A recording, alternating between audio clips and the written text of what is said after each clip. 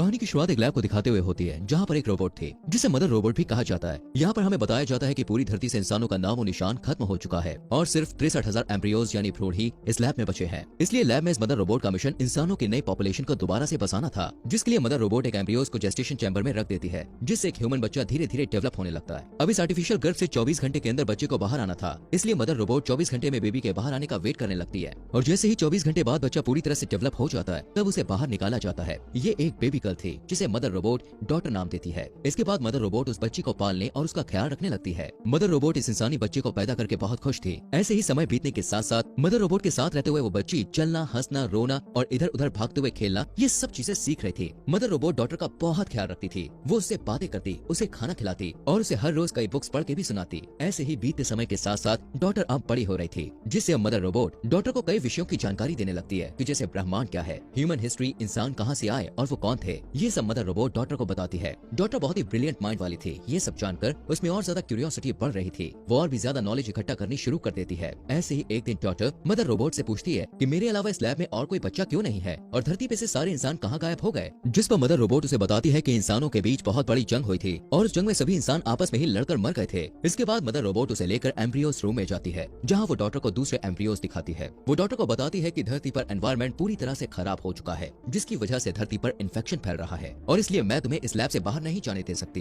क्योंकि इससे तुम्हारी जान भी जा सकती है। जब डॉटर थोड़ी और बड़ी हो जाती है तो मदर रोबोट उसे बताती है कि मैंने तुम्हें कैसे पैदा किया था। वो उसे उन मशीनों को भी दिखाती है जिनसे उसे पैदा किया गया था। मदर रोबोट डॉटर को कहती है कि तुम्हें इन सारी मशीनों के बारे में जानना होगा और एक अच्छी मदर बनने के लिए प्रैक्टिस करनी होगी, क्योंकि आगे चल के तुम्हें ही आने वाली नई पॉपुलेशन को संभालना है। इसी तरह इन दोनों में ऐसी बातें चलती रहती है। मदर डॉटर को कभी भी ऐसा फील नहीं होने देती कि इस लैब से बाहर भी कोई दुनिया है। ऐसे ही कई साल गुजर जाते हैं और अब डॉटर अपने टीनेज में पहुंच चुकी थी। वो 18 साल की हो चुकी थी, लेकिन अब वो इस लैब से बाहर की दुनिया देखना चाहती थी कि बाहर क्या है। डॉटर हमेशा सुबह उठकर ब्रेकफास्ट करते हुए अपने टैबलेट पर वीडियोस देखा करती थी। एक दिन मदर रोबोट के हाथ में कुछ प्रॉब्लम हो जाती है, जिसके लिए वो डॉटर के पास जाती है और डॉटर मदर रोबोट के हाथ को ठीक कर देती है। यहाँ पर मदर रोबोट देखती है कि उसने एक परफेक्ट ह्यूमन बीइंग को क्रिएट किया है। डॉटर काफी हेल्दी थी और हमेशा दूसरों की मदद करती थी। ऐसे ही समय बीतता जाता है। एक दिन डॉटर को नींद नहीं आ रही थी, इसलिए वो कुछ वीडियोस देखने लगती है। वही मदर रोबोट खुद को रिचार्ज कर रही थी कि तभी अचानक एक इंसिडेंट होता है और इलेक्ट्रिसिटी चली जाती है। डॉटर मदर रोबोट को ढूंढने जाती है और देखती है मदर रोबोट की पावर भी खत्म हो गई है। इस वजह से डॉटर इलेक्ट्रिसिटी को ठीक करने के लिए जैसे ही कंट्रोल रूम में जाती है तो वहाँ वो देखती है कि एक चूहे ने लाइट की तारों को काट दिया है, जिससे लाइट चली गई थी। चूहे को देखकर डॉटर काफी ज्यादा हैरान और खुश होती है, क्योंकि इससे पहले उसने ऐसा कुछ भी नहीं देखा था। वो उसे पकड़कर एक बोतल में बंद करके कटी हुई वायर को ठीक करती है और जब इलेक्ट्रिसिटी आती है तब डॉटर उस चूहे को देखने लग जाती है। वही मदर रोबोट पूरी तरह रिचार्ज हो जाती है।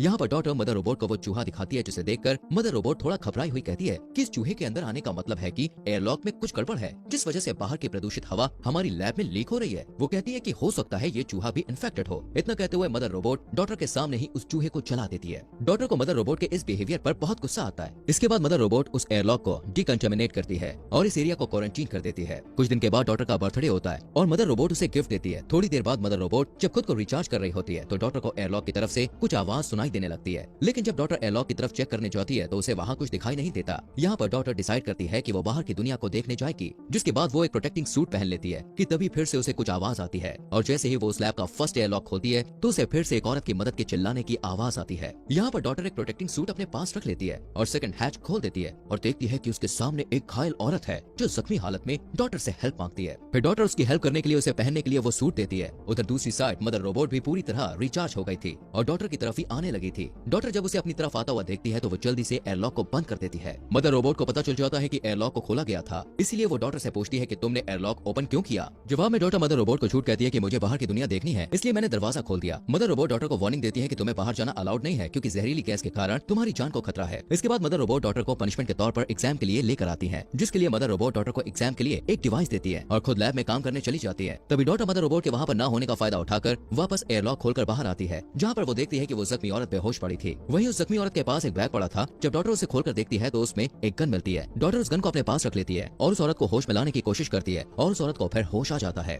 यहाँ पर डॉटर ये सोचने लगती है कि मदर रोबोट ने मुझे बताया था कि इन्फेक्शन की वजह से धरती पर सारे इंसान खत्म हो चुके हैं, इसलिए डॉटर उस औरत को देखकर बहुत ज्यादा हैरान होती है और बाहें फैलाए हुए इन्फेक्शन का कोई भी असर उस औरत पर दिखाई भी नहीं दे रहा था। डॉटर उस जख्मी औरत को लेकर लैब में जाती है और उसे वहाँ पे छुपा देती है और उसके लिए मेडिसिन लेने चली जाती है। मेडिसिन ढूंढते वक्त डॉटर को थोड़ी चोट लग गई थी, लेकिन तभी वो मदर रोबोट को उस रूम के बाहर से गुजरता हुआ देखकर छुप जाती है। वहीं वो औरत लैब में मदर रोबोट को देखकर घबरा जाती है। वो जल्दी से डॉटर को उसकी गन देने को कहती है। अब डरी हुई डॉटर उसे उसकी गन वापस दे देती है। उस औरत की हरकतें देखकर डॉटर और भी ज्यादा घबरा गई थी। वही मदर रोबोट वापस एग्जाम रूम में जाती है और डॉटर को वहाँ ना पाकर उसे ढूंढते हुए डॉटर और उस औरत को एक साथ देख लेती है। तभी मदर रोबोट को देखकर वो औरत मदर के ऊपर गोलियां चलाना शुरू कर देती है, जिनके बाद मदर रोबोट पर कोई भी असर नहीं होता। मदर रोबोट उसे पकड़कर काफी टॉर्चर करने लगती है, लेकिन ये देखकर डॉटर मदर रोबोट को उसे मारने से रोक लेती है। टॉर्चर की वजह से उस औरत को काफी चोट पहुंची थी, इसलिए डॉटर मदर को उसकी हेल्प करने के लिए कहती है। डॉटर की बात मानकर मदर रोबोट उस औरत को छोड़ देती है और उसका ट्रीटमेंट करने के लिए उसे वहाँ से मेडिकल रूम ले जाती है। मदर रोबोट डॉटर को रूम के बाहर वेट करने को कहती है। अब यहाँ पर मदर उस औरत को ठीक करने के लिए उसे पेनिसिलिन का इंजेक्शन देने के लिए आगे बढ़ती है, पर वो औरत पेनिसिलिन इंजेक्शन लेने से मना कर देती है, जिससे मदर रोबोट वहाँ से जाने लगती है। तभी डॉटर मदर रोबोट से पूछती है कि आपने मुझे झूठ क्यों बोला कि बाहरी दुनिया में इंसान खत्म हो चुके हैं। मदर उसे बताती है कि मुझे भी कुछ समझ में नहीं आ रहा है कि बाहर दुनिया में इंसान अब तक कैसे बचे हुए हैं। इसके बाद डॉटर उस औरत के बैग को अच्छी तरह चेक करने लग जाती है, जहाँ उसे एक बुक मिलती है जिसमें बहुत सारी पिक्चर्स बनी हुई थी, जो कि डॉटर को काफी इंटरेस्टिंग लगती है। तभी डॉटर मदर के पास जाती है, जहाँ पर मदर रोबोट अपने टूटे हुए हैंड को रिपेयर कर रही थी। डॉटर उस औरत को अंदर आने देने के लिए मदर रोबोट से माफी मांगती है, जिस पर मदर उसे माफ कर देती है। लेकिन इसके बाद डॉटर मदर से कहती है कि उस औरत की हालत और भी ज्यादा खराब होती जा रही है, जिसके बाद वो दोनों उस औरत के पास जाते हैं। उसे देखकर मदर रोबोट उसे कहती है कि मुझे तुम्हारी सर्जरी करनी पड़ेगी, नहीं तो तुम गोली के इन्फेक्शन से ही मर जाओगी। लेकिन वो औरत मदर रोबोट को उससे दूर रहने के लिए कहती है। इस सिचुएशन को देखते हुए डॉटर मदर रोबोट की हेल्प से खुद ही उस औरत की सर्जरी करने लगती है और बुलेट्स को उसकी बॉडी से बाहर निकाल लेती है। इसके बाद वो दोनों एक दूसरे से बातें करने लगते हैं। वहीं उनकी सारी बातें मदर रोबोट सुन रही थी। एक दिन वो औरत डॉटर को बताती है कि जब वो लोग एक खान में काम कर रहे थे तो एक रोबोट ने उसके भाई को मार दिया था। यहाँ पर उस औरत के बताने से डॉटर को पता चलता है कि बाहरी दुनिया में मदर रोबोट जैसे और भी रोबोट्स हैं, जिन्होंने लगभग 90% इंसानों का खात्मा कर दिया है। वो औरत डॉटर को एक बुक निकालकर कुछ पिक्चर्स दिखाते हुए कहती है, इसमें जितनी भी पिक्चर्स तुम्हें दिखाई दे रही हैं, ये सभी सर्वाइवर्स हैं और वो सभी एक साथ ही रहते हैं और इन रोबोट से बचते फिर रहे हैं, क्योंकि जैसे ही कोई रोबोट इंसान को देखता है तो उसे तुरंत मार देता है। वो औरत डॉटर को मदर रोबोट के साथ न रहने को कहती है। अब जब इन दोनों की बातचीत चल रही थी तभी इसी बीच मदर रोबोट वहाँ आ जाती है और डॉटर को एग्जाम के लिए अपने साथ ले जाती है। अब क्योंकि मदर रोबोट ने उस औरत की सारी बातें सुन ली थी, इसलिए वो डॉटर को कहती है कि उस औरत की बातों पर तुम्हें ध्यान नहीं देना चाहिए, क्योंकि वो झूठ बोल रही है। इसके बाद मदर रोबोट डॉटर का साइकोलॉजी, फिजिकल और मेडिकल टेस्ट लेती है, जिसमें डॉटर काफी अच्छा स्कोर करती है। इसके लिए मदर रोबोट उसे रिवॉर्ड देने के लिए एम्ब्रियोस रूम में ले जाती है और उसे कहती है कि इन एम्ब्रियोस में से किसी एक एम्ब्रियो को सेलेक्ट कर लो। अब डॉटर को शुरू से ही अपना एक भाई चाहिए था, इसलिए वो एक मेल एम्ब्रियो को चुनती है। रात में जब मदर रोबोट रिचार्ज हो रही थी तब डॉटर मदर रोबोट के ब्रो के नाम की हेल्प से उस कैबिनेट को ओपन करती है जहाँ बुलेट्स रखी हुई थी। यहाँ पर डॉटर को पता चलता है कि मदर रोबोट उससे झूठ बोल रही है, क्योंकि मदर रोबोट ने डॉटर से पहले 3 और एम्ब्रियो से जो बच्चे पैदा किए थे वो बच्चे भी पूरी तरह से डेवलप हो चुके थे और जैसे ही वो बच्चे बड़े हुए तो मदर रोबोट ने उनका टेस्ट लिया था, जिसमें उन बच्चों ने अच्छा स्कोर नहीं किया, जिसके लिए मदर रोबोट ने उन बच्चों को शूट करके मार डाला था। थोड़ी छानबीन करने पर डॉटर को वहाँ उन बच्चों की हड्डियां भी मिलती है। ये देखकर डॉटर मदर रोबोट से काफी ज्यादा निराश हो जाती है। वो पूरी तरह से अंदर से टूट चुकी थी और वहीं बैठकर रोने लगती है। वो सोचती है कि जिस मदर रोबोट ने उसका ख्याल रखा उसके लिए इंसानों की कोई वैल्यू ही नहीं है। डॉटर रोते हुए वापस उस औरत के पास जाती है और वो औरत उसे अपने साथ चलने को कहती है, लेकिन डॉटर उसके साथ जाने से मना कर देती है। डॉटर कहती है कि उसने भाई के तौर पर जिस एम्ब्रियो को चुना है वो कल बाहर आने वाला है और वो उसे छोड़कर नहीं जाना चाहती है। वो कहती है कि जब वो चैम्बर से बाहर आ जाएगा तब वो लोग उसे भी अपने साथ ले जाएंगे और बाकी एम्ब्रियोस को बचाने के लिए वापस लैब में जाएंगे। वहीं मदर रोबोट को उनकी सारी बातों का पता चल गया था। अगले दिन जब डॉटर बाहर जाने से पहले खाने पीने और जरूरी सामान को इकट्ठा कर रही होती है तभी मदर रोबोट उससे पूछती है कि ये तुम क्या कर रही हो, जिस पर डॉटर मदर रोबोट से झूठ बोलती है कि वो सारी चीजों को अपने भाई के साथ टाइम स्पेंड करने के लिए इकट्ठा कर रही है। लेकिन मदर रोबोट डॉटर को किचन में ले जाती है और उसे अगले खाने के फॉर्मूला को मिक्स करना सिखाने लगती है कि तभी वो डॉटर से कहती है कि तुम एक अच्छी बहन बन सकती हो। जिसके बाद वो किचन से बाहर आकर डॉटर को किचन में ही लॉक करके उस औरत के पास जाकर उसे कहती है कि मुझे तुम्हारी और डॉटर की सारी प्लानिंग के बारे में कल ही पता चल गया था। इतना कहते हुए वो उस औरत को काफी ज्यादा टॉर्चर करने लगती है। वहीं इसी दौरान डॉटर लिक्विड नाइट्रोजन की मदद से उस रूम के ग्लास को तोड़कर बाहर निकल जाती है। दूसरी तरफ वो औरत मौका देखकर अपने वेपन से मदर रोबोट पर अटैक करती है, पर मदर रोबोट को उससे कुछ भी नहीं होता और वो उसे मारने ही वाली थी कि तभी डॉटर फायर अलार्म को एक्टिवेट कर देती है, जिससे मदर रोबोट डिस्ट्रैक्ट हो गई थी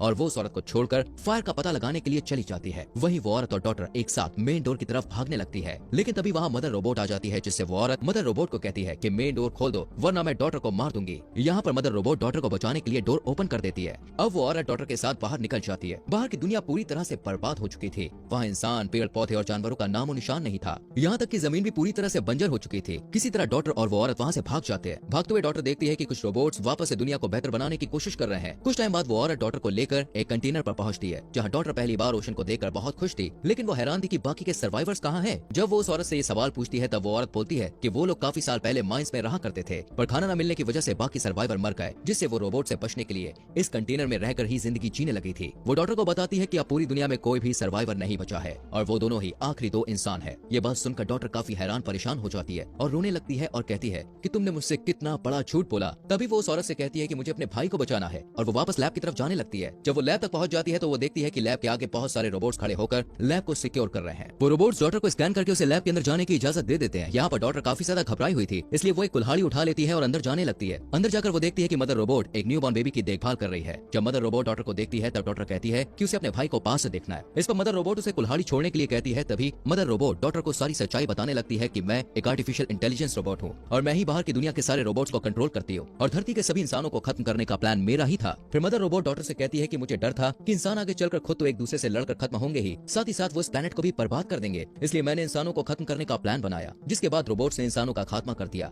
वो बताती है कि लेकिन मैं इंसानों को सेकंड चांस देना चाहती थी, इसलिए मैंने कुछ ह्यूमन एम्ब्रियोज को सेव कर लिया था ताकि उनकी मदद से मैं इंसानों की एक नई जनरेशन को दोबारा से खड़ी कर पाऊं और वो ह्यूमंस एक दूसरे के साथ प्यार से रहें और अपने प्लांट का भी ख्याल रखें। तभी डॉटर कुल्हाड़ी को नीचे रख देती है और अपने भाई को गोद में उठा लेती है। इसके बाद डॉटर मदर रोबोट से पहले के 3 बच्चों को मारने का कारण पूछती है, जिस पर मदर रोबोट उसे कहती है कि तुमने इस बच्चे को बहुत टाइट पकड़ा है। तभी डॉटर वहाँ से भागने लगती है। मदर रोबोट उसके पीछे जाती है और डोर में फंस जाती है। इस बीच डॉटर को एक गन मिलती है, वहीं मदर रोबोट खुद को वहाँ से छुड़ा लेती है। जब मदर रोबोट डॉटर के पास पहुंचती है तो डॉटर उसकी तरफ गन पॉइंट कर देती है। मदर रोबोट उसे 2 ऑप्शन देती है कि या तो तुम मेरे साथ रहकर अपने भाई का ध्यान रखो या फिर मुझे मार दो। मदर रोबोट उसे बताती है कि असल में मुझे एक ऐसे लीडर की तलाश थी जिसका दिमाग एकदम सुपर कंप्यूटर जैसा हो और इसीलिए मैंने तुमसे पहले जो 3 बच्चे पैदा करके बड़े किए थे उनमें तुम्हारी जैसी क्वालिटीज नहीं थी, जिस वजह से मैंने उन्हें मार डाला था। वो डॉटर को बताती है कि अब मुझे तुम मिल गई हो और तुम्हारा दिमाग लाजवाब है, इसलिए अगर आने वाली जनरेशन परफेक्ट नहीं भी होती तो तुम उन्हें लीड करके परफेक्ट बना सकती हो। मदर रोबोट उसे बताती है कि तुम अपनी जान की परवाह किए बिना अपने भाई को बचाने के लिए लैब में वापस आए, जो कि मेरा एक आखिरी एग्जाम था, क्योंकि मैं देखना चाहती थी कि तुम अपने भाई को बचाने के लिए वापस आती हो या नहीं। वो कहती है कि मेरा मिशन यहाँ पर पूरा हो चुका है और अब तुम सबकी लीडर हो। मदर रोबोट डॉटर से कहती है कि अब तुम चाहें तो मुझे मार सकती हो, जिसके बाद डॉटर उसे शूट कर देती है। अब डॉटर ही उन सारे बचे हुए एम्ब्रियोज के लिए मदर थी और उसे ही सारे एम्ब्रियोज को डेवलप करने के बाद उन सारे ह्यूमंस को लीड करना था। वहीं एक रोबोट उस औरत के पास पहुंचकर उसे कहता है कि अब उसका पर्पस पूरा हो चुका है, जिसके बाद वो उस औरत को मार देता है। इससे हमें ये पता चलता है दोस्तों कि वो औरत इसलिए जिंदा थी क्योंकि मदर रोबोट ने उसे इस